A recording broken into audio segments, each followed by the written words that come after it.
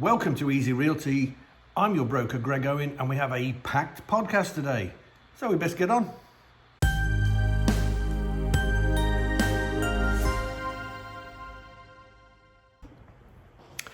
So you'll see I've moved into the library. Yeah, you didn't know we had a library, did you? Neither did I. No, maybe I've just figured out how backgrounds work. First thing you're going to want to do, obviously, is wish me a happy new haircut.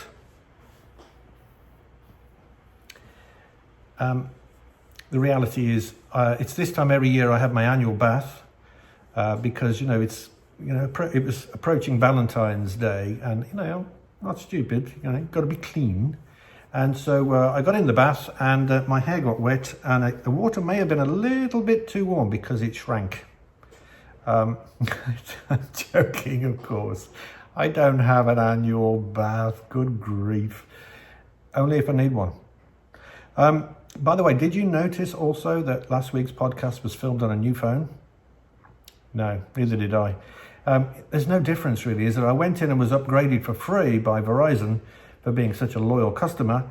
And I asked the guy in the store what the difference between an iPhone 14 and 15 was. And he gave me this long list of features. And I said, no, it's way more simple than that. It's one. 14 and 15 difference is one. Also, you may have noticed this little clip-on microphone I'm going to be utilizing as well. Does the sound sound any better or any worse or any different? Okay, let me know in the comment section, please. In terms of last week's podcast, you'll recall I mentioned that we have plans to introduce a CRM. It's proving much more complex than that. So I'm going to integrate it with some changes to the website, with some additional landing pages, and with some information to you guys on marketing. I have a booklet packed with information. It's with example advertisements, editorial scripts, hotline scripts, images, pictures, free reports to download.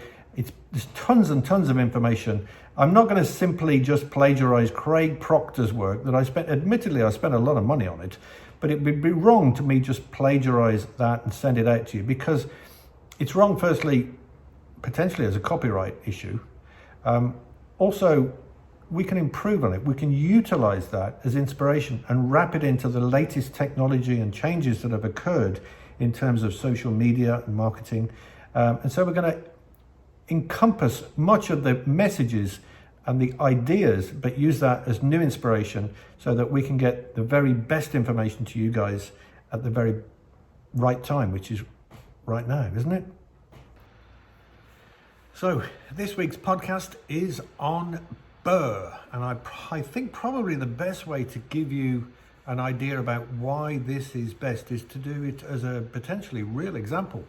Some of you may know I already own rental properties in a place called South Bend, Indiana, all of which have been utilized using the BRRRR method. And we're going to go through step by step and look for a specific property.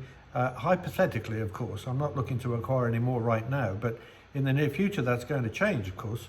And so we'll look at a real example, and I'll show you where you can find all the information to put the numbers together to determine if a deal works. So let's get to it. Okay, so BRRRR is an acronym, and the first step relates to buy. We're going to utilize a real example here. I'm going to show you and demonstrate how I do this and how you can share this with your investors so you can maximize the returns that they make on their money. Next step is repair. We can utilize an online calculator to exactly determine how much it's going to cost to fix up our property. Next one is rent. I utilize Section 8 rentals because I always get paid on time, the full amount of the rent, because the government pay me and they never run out of money. If they do, they just print some more. Next one is refinance. We're going to look at the ways and means of refinancing these properties, where to go to, the best types of lender to approach. And then finally, the last stage is repeat. The capital that we withdraw is going to give us the opportunity to reinvest the same money over and over again. At the same time, we're going to receive passive income. So it's not that we're going to get 100% return on our money or 150%. It's infinite, because the longer we keep it, the more money that we make. So we're going to look at each stage in a bit more detail. If we fail to plan, then we plan to fail. So I'm going to look at a real example. I'm going to show you one that I am actually in the process of working on right now. I have purchased a property and it's in this zip code 46619. I'm going to show you how we acquire a property at the right price, how that we can establish what the exact costs of repair are, what we can expect in rent, and what we can expect to refinance the property for. The repeat is relatively straightforward. Take the money and you recycle it. Now, we've got a 3-bedroomed house, and the house in question is this one. This is 2426 West Grace Street. I paid, believe it or not, this is a 3-bedroomed, 1-bath property. I paid $33,000 for this. And it is in this very zip code. After repair values, we're looking at, now I monitor and check these on a regular basis. As a general rule of thumb, any property that is fixed up to a reasonable standard should be selling at around about $100 a square foot. This one kind of suggests to me that it's in that sort of ballpark. You can see it's pending currently. It's a little bit less than the $100 a foot range. I like the ones that are pending. This one here, clearly this is in another league. This is 3-bed, 1-bath, 1,300, way more than that. I don't think it's a reasonable comparable with what we've got. This one here, look, 100,000, and it's 1,000 square feet. This one, we're asking 185, it's only 900. This one, a foreclosure, 865, they're asking 60,000 for it. Well, maybe worthwhile, but we'll stick with the example that we've got, which is, again, you know, it's, look at this, 190,000 for 1,200 square feet. I know full well that they, as a rule, look again here, 115, it's 1,262. What's wrong with this one? 20,000? There's something seriously wrong with that, I can tell you before I even look. So again here, look, 175 and it's 1837. 122 and it's 1275. Okay, so I'm going to have a look and see exactly how the numbers work. We've got to calculate the costs of all of the repairs that we've got to put into this property to bring it back into a condition that would appraise at $100 a square foot. The stage of repair. Now, this is a very boring part of the scenario.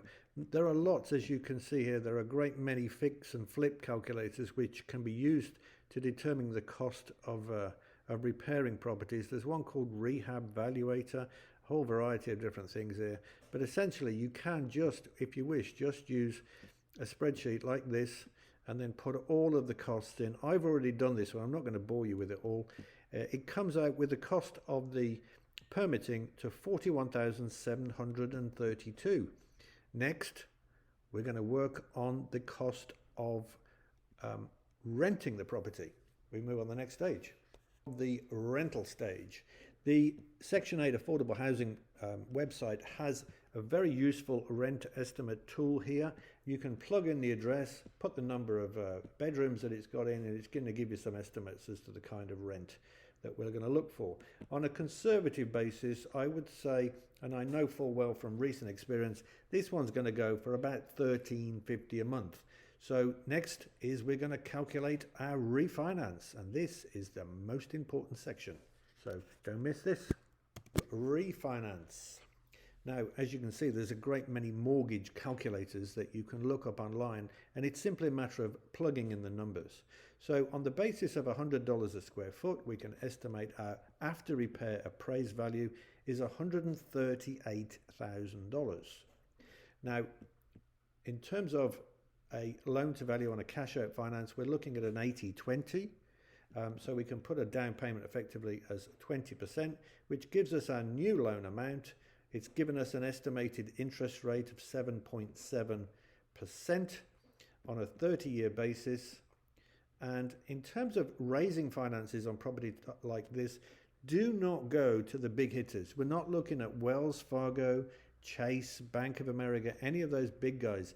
What you really want is a little local credit union that you've established an account with, perhaps, and have an understanding of the local housing market.